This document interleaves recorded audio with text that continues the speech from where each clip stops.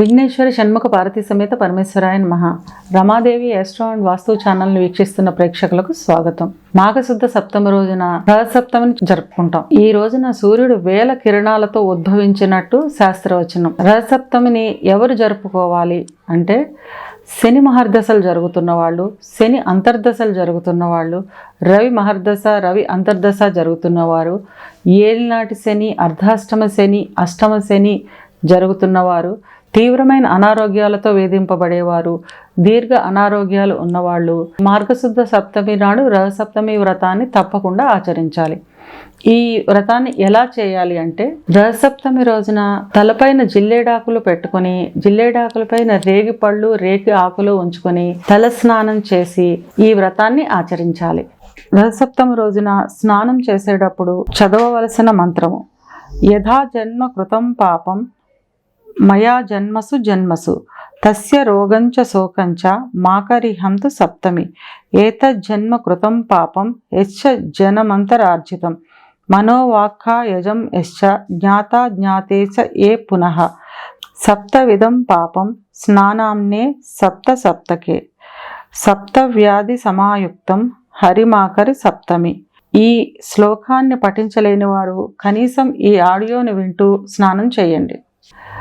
మన ఇంట్లో ఎక్కడైనా బాల్కనీల్లో కానీ పెరట్లో కానీ ఎక్కడైతే సూర్యకిరణాలు పడుతున్నాయో అక్కడ శుద్ధి చేసుకొని అష్టదళ పద్మాన్ని ఏర్పరచుకొని చుక్కుడుకాయలతో రథాన్ని చేసుకొని ఆ రథంలో సూర్యుడిని ఆవాహించి ఎర్రని అక్షింతలు, ఎర్రని పువ్వులు, ఎర్రని గంధముతోటి సూర్యునికి షోడశోపచార పూజలు చేసి అక్షింతలతో చేసిన పాయసాన్ని నివేదన చేసి ఆ రోజు ఉపవాసం వహించి కథ చదువుకుని ఆ కథ అక్షింతల శిరస్సును ధరిస్తే ఈ దశల వల్ల ఇబ్బందులు ఏవైతే ఉన్నాయో వాటినన్నిటినీ అధిగమించి ఆనందం పొందగలుగుతారు. ఈ పాయసాన్ని ఎలా చేస్తారు? మనలో ఉన్న పంచభూతాత్మక తత్వానికి ప్రతీకగా 5 సేర్లు కానీ 5 పావు సేర్లు కానీ ఆవు పాలు తీసుకొని దాన్ని పొంగించి దానిలో 10వ వంతు బియ్యాన్ని అక్షింతలుగా తయారు చేసి ఆ అక్షింతలతో పాయసాన్ని వండి సూర్యభగవానుడికి, అష్టదిక్పాలకులకి, నవగ్రహాలకు నివేదన చేసి కథ వినడం కానీ కథ చదవడం కానీ చేసి ఆ అక్షింతలను శిరస్సును ధరించుకుంటారు.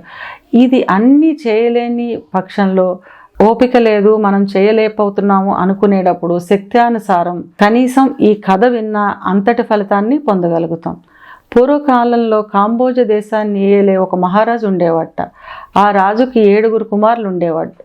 7 కుమారులు ఉన్నప్పటికీ 7 కుమారులు ఏదో ఒక అనారోగ్యంతో ఇబ్బంది పడుతూ ఉండేవారు. అంతటి మహారాజుకు కూడా ఈ పుత్రుల అనారోగ్య నిమిత్తం విపరీతంగా బాధపడుతూ ఉండేవాడు. ఒకరోజు అనుకోకుండా తన రాజ్యానికి ఒక మహర్షి వస్తాడు. ఆ మహర్షికి సత్కారాలన్నీ చేసి ఆ మహర్షిని కూర్చోపెట్టి అడుగుతాడు, స్వామి, నాకు ఇంతటి ధన సంపద, ఇంతటి రాజసంపద ఉన్నప్పటికీ నాకున్న పుత్రులందరూ అనారోగ్యంతో బాధపడుతున్నారు. నా రాజ్యాన్ని నా తర్వాత ఎవరు చూసుకుంటారో అని అడుగుతాడు. అప్పుడు ఆ మహర్షి చెప్తాడనమాట, నువ్వు రథసప్తమి వ్రతాన్ని ఆచరించు. ఆ రథసప్తమి వ్రతాన్ని ఆచరించి ఆ కథాక్షింతల్ని నీ పుత్రులు అందరికీ శిరస్సున వేయి. ఎవరైతే రాజ్యార్హత కలిగి ఉంటాడో ఆ పుత్రుడు ముందుగా అనారోగ్యం నుంచి బయటపడతాడు, తర్వాత మిగిలిన వాళ్ళందరూ రాజభ్రాతులుగా ఉంటారు అని చెప్తాడు. చెప్తే అప్పుడు అలాగే రథసప్తమి రోజున ఆ రాజు రథసప్తమి వ్రతాన్ని చేసి పుత్రులందరికీ ఆ కథాక్షింతలను వేస్తాడు. వేయగా పెద్ద కుమారుడికి ముందుగా అనారోగ్యం నుంచి బయటపడి అతను రాజ్యాధికారం చేపడతాడు. అప్పుడు మిగిలిన అన్నదమ్ములందరూ అతని రాజ్యభ్రాతలుగా ఉండి అతనికి సహకరిస్తారు. కథ విన్నా చదివినా నోవు చేసినంతటి ఫలితము వస్తుంది.